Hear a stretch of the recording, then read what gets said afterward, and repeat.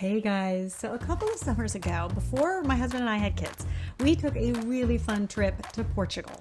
And one of the things I remember most about that trip to Portugal was all the sangria. It is a great summertime drink, especially when you're entertaining. There's something so festive and delicious and summery about sangria. And if you don't drink, not to worry, because I'm also going to give you a non-alcoholic version that you can try as well. So the first thing we're going to do is start with a bottle of red wine. Now, if you want to be a traditionalist, you could use a Spanish red wine like a Rioja, or if you can't find that, you could also try maybe a Merlot. I just wouldn't do a Cabernet Sauvignon. I tried it once with that and I felt like it was a little bit too harsh. You want a wine that's a little bit more mellow in flavor because it'll just tend to work a bit better for something like this. So you're going to take out a pitcher and you're going to add a full bottle of your red wine. To that, you're going to add a quarter cup of Cointreau. Now, Cointreau is just an orange flavored liqueur, and you really could use any type of liqueur that you have. You could use a Grand Marnier, you could use a Cointreau, you could use a triple sec. I like the Cointreau because we seem to always have it in the house, but really it's up to you. Then you're also going to add the juice of one orange, some sliced oranges, and some sliced lemons. Give that a stir, and then you are going to want to refrigerate this and let it sit for at least an hour. If you have overnight, it's even better. You just want to make sure that all of those flavors marry, and that will create a really delicious sangria. Then once all those flavors have married, you're going to add half a cup of sparkling water. Now, if you can find the mineral water that has a little bit of citrus in it, I like a lime flavored mineral water, that actually is a really good thing to do too. And then your sangria is done.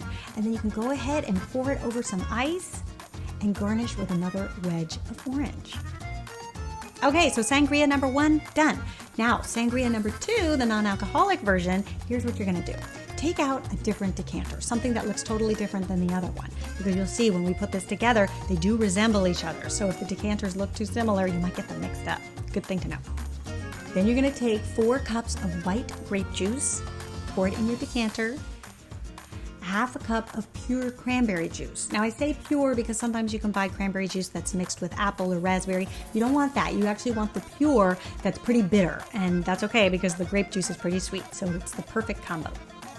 And because we're using juices, we don't actually need to add any more orange juice to this, so we're gonna skip that step. And then instead, we're just gonna add our sliced lemons and our sliced oranges. Give it a stir. You could pop it in the fridge until you're ready to serve. And then moments before serving, you're going to add half a cup of mineral water to this one as well. And perhaps garnish this one with a lemon wedge. That way, if people's glasses are sitting out together, they won't get them mixed up between the alcoholic version and the non-alcoholic version.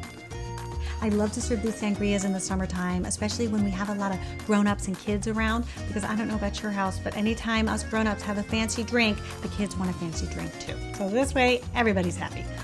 And then to go with the sangria, I like to serve things that are really salty because the sangria is pretty sweet. So I'll serve either some mixed olives or maybe some Spanish almonds are also a great thing to add.